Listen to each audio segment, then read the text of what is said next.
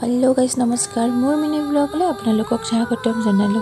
आज आम ककार आद्य श्राद्ध तार कारण इफाले आज माने श्राद्धर कारण खाना चाना बनाब लगे जीतु ताके माने सब्जी काटी आसे गाँवर माने तिरुता मानुखिनिये तार पाछते एफाले माछ काटी आसे आरो तार पाছত तेनेके मोर कका एक्चुअली देउतार फाলৰ कका आइता नापालोৱে मोर मार फाলৰ कका आइता आसे कका আজি ढुकुवा 15 दिने हल।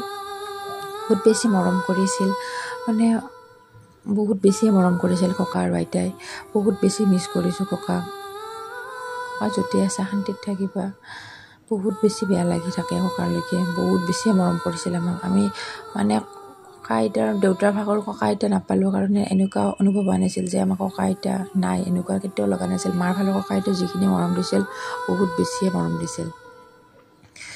আজি ককাৰ আদ্য যাত্ৰাৰ কাৰণে ইফালে এনেকৈ খানা বনোৱা গৈছে।